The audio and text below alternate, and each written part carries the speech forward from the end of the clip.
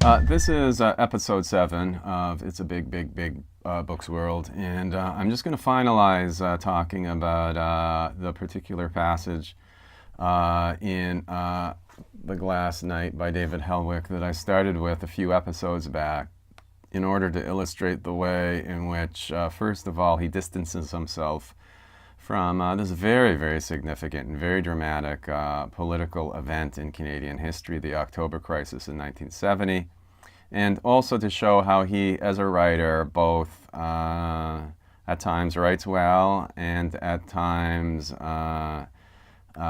makes mistakes, engages in cliche, underwrites or overwrites, depending on the case, and fails to really create an artistically effective scene in what is really one of the most important sections of the book, at least from a thematic point of view, if one is to consider this a book that has some kind of political aspect, which the novelist is something clearly wants his work to have.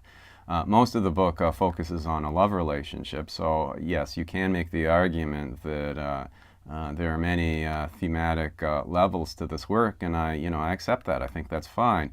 But in terms of creating a certain kind of political atmosphere that is appropriate to the situation in which Helwig, the world historical situation in which Helwig places his work, that is an area in which I think this is quite a weak novel. Okay, now I'll just go back to this section in which Robert, the protagonist, is in the office of Peter, an old friend, an old left-wing friend who's now a politician with the federal Liberals. So Robert notices this photograph of Dorothy, an old flame of his, on the desk of Peter. Dorothy is the woman who did marry Peter. And then Robert, who has just entered the Parliament buildings, which are surrounded by APCs and armed soldiers and so forth, and the presence of which has sort of prompted Robert to start thinking these deep thoughts about the importance, the significance of politics and how it can affect individual lives. Robert, seeing this photograph of Dorothy, segues into another passage of rumination.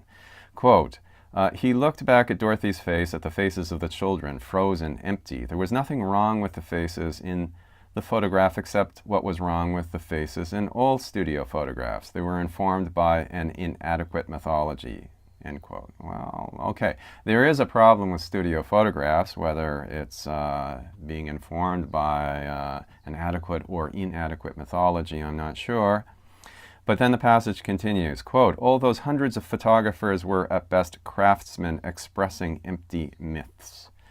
Karsh, with his varnished faces of the famous, was simply a more expensive expression of the same thing, end quote. I really, I don't mean to sound picky, but this last sentence is one which really sort of robs something from the scene, I think. For those who don't know, Karsh was a very famous portrait photographer, internationally famous during the 1960s and 70s. He took photographs of Churchill and all these Hollywood and New York Broadway celebrities and so forth, and other, Churchill and many international politicians. He was sort of the go-to photographer if you wanted to have a great photograph taken of yourself.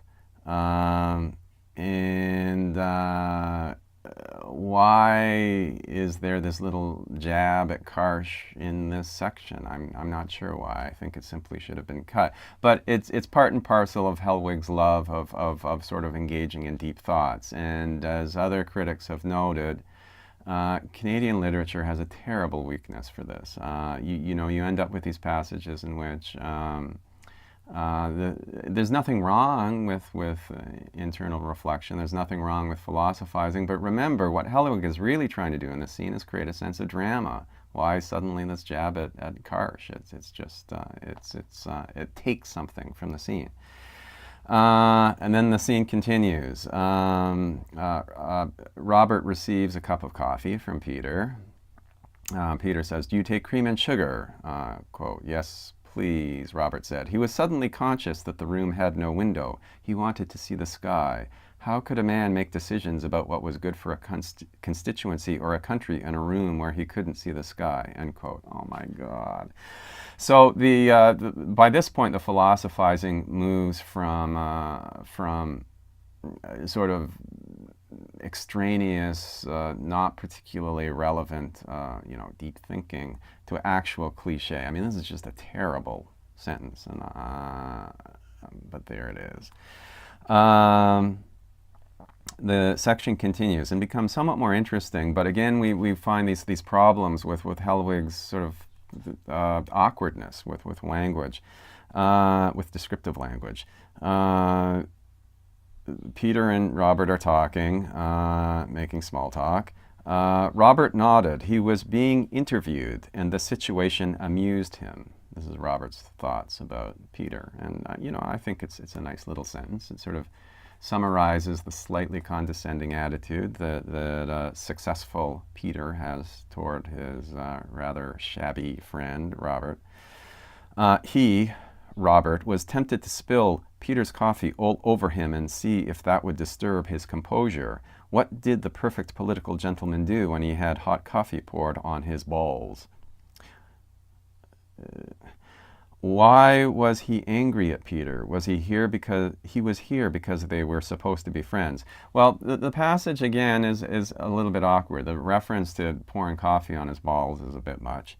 But as a psychological insight into this anger that Robert is carrying around with him, and it certainly affects his relationship with Elizabeth, it's actually pretty good. So that is Helwig writing a scene that works on many different levels. There are good aspects and bad aspects to the scene. But really, if one considers this something that is supposed to advance the novel's stature as saying something about a serious political event, a slightly sinister political event, a very unnerving political event in Canadian history, I think it's fair to say that the passage just doesn't work.